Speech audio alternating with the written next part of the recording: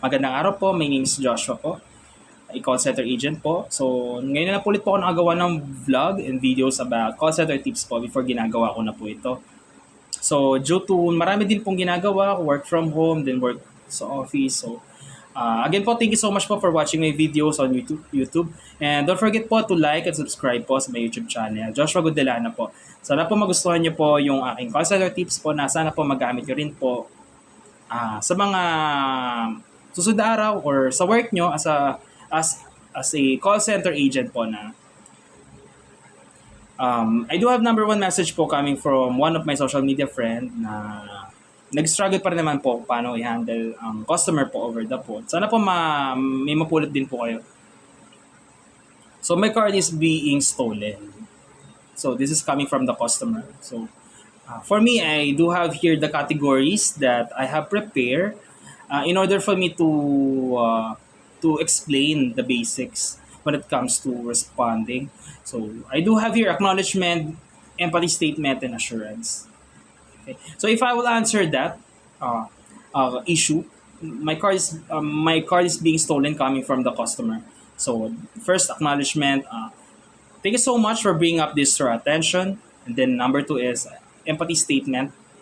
And then I will say, I know how important the credit card when it comes to paying our bills. I'm sorry that you're having issues about the credit card. It's being stolen. Assurance, rest assured that at the end of this call, we can send you a replacement to your credit card in order for you to pay your bills. Let's go ahead and pull up your account.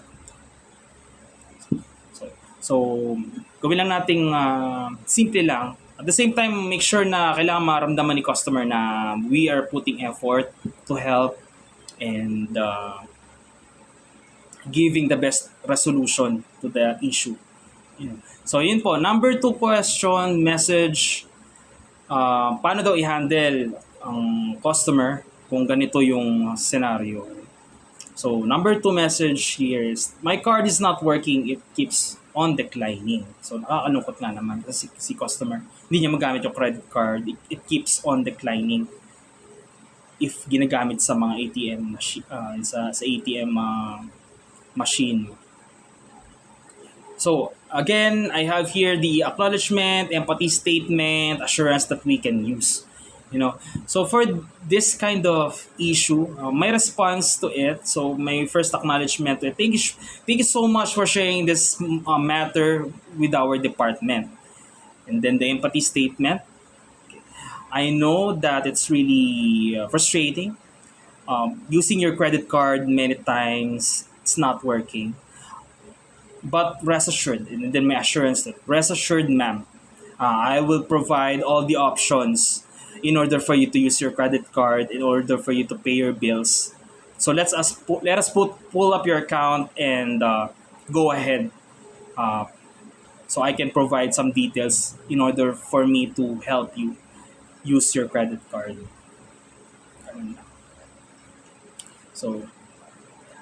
Our main goal here is to help our customers, make it sure na ma-feel nila na concerned tayo, at the same time po na ma-feel nila na we are doing our best naman as a call center agent, na we are maximizing our resources, na kailangan check natin lahat, ano ba yung pwedeng solusyon, ano ba yung pwedeng resolution na pwede natin magawa as of this moment, and provide some expectations moving forward if mangyari ulit yon. So we can educate our customers na ito yung pwede nilang gawin, tawag lang sila, o ito yung mga setup na pwede nilang gawin.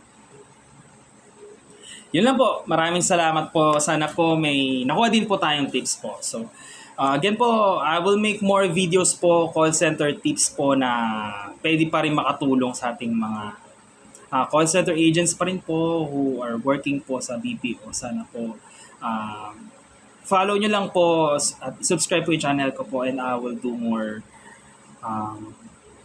videos po on how to help our customers in order for us to do our job properly po.